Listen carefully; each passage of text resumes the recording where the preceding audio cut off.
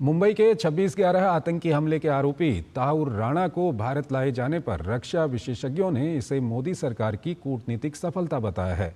हमारे वरिष्ठ सहयोगी अमरेंद्र गुप्ता के साथ विशेष बातचीत में पूर्व मेजर जनरल PK सहगल ने कहा कि आज ताहूर राणा भारत आया है तो तमाम कड़ियां खुलेंगी। ताहूर राणा के साथ NIA की पूछताछ के दौरान स्थानीय स्तर पर उसे मदद करने वाले कई लोगों के नाम सामने आएंगे। राणा की पूछताछ में बहुत लोगों के चेहरे भी बेनकाब होंगे।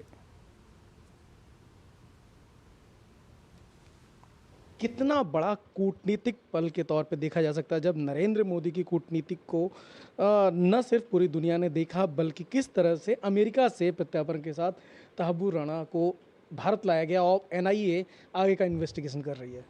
मेरे मुताबिक ये हिंदुस्तान की बहुत ही बड़ी डिप्लोमेटिक सक्सेस है और प्राइम मिनिस्टर मोदी की पर्सनल सक्सेस है। उनकी एफर्ट्स के बिना नामुमकिन था इसको लाने के लिए। जैसे कि मैंने कहा 2011 में अमेरिका ने इसको इनोसेंट घोषित किया था और इसको रिहा कर दिया था।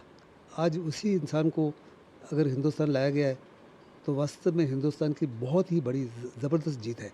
ये पहली बार है कि किसी भी वेस्टर्न वर्ल्ड में इस माफी के हाई प्रोफाइल आतंकी जो डायरेक्टली इन्वॉल्व था in the planning and execution of the Mumbai हमला, उसको हिंदुस्तान में भेजा गया है।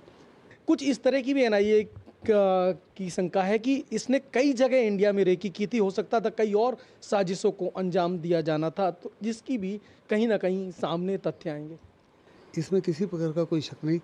राणा ने और डेविड हेडली ने जो 5 साल तक हिंदुस्तान में रहे, अनेकों जगह का, जिसमें वाराणसी भी शामिल है, प्रयागराज भी शामिल है, लखनऊ भी शामिल है, अनेकों जगह का, शायद हो सकता है तो दिल्ली भी हो, अनेकों जगह की रिकॉनेसेंस की थी और बाद में शॉर्टलिस्ट करने के बाद मुंबई को चुना गया। NIA जब पूछताछ करेगी तो इस पूरे इन्वेस्टिगेशन की जो परत है सर, वो किस तरह से खुलेगी? क्या क्या सर इसमें जो सच्चाई है वो सामने आ सकती है? सारी सच्चाइयाँ जिसकी हिंदुस्तान को खोज सामने आएगी कि पाकिस्तान की सरकार का क्या रोल था, पाकिस्तान की आर्मी का क्या रोल था, कियानी का क्या रोल था, उनके जो ISI के चीफ थे उनका क्या रोल था, LET का क्या रोल था, पाकिस्तान की नेवी का क्या रोल था, इनको किस माफिक ट्रेन किया गया, इनको किसने हथियार दिए, इनको किससे वो नौकाएं के बारे में बताया, ये टारगेट्स की रिकॉनेसेंस किसने की।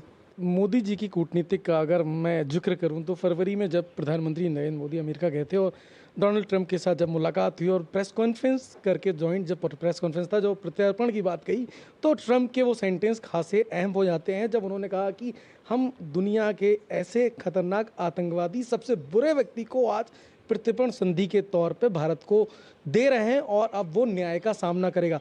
मैं दोबारा कहूँगा, ये बहुत बड़ी कूटनीति की जीत है पर्सनली हमारे प्राइम मिनिस्टर की और हमारी फॉरेन पॉलिसी की।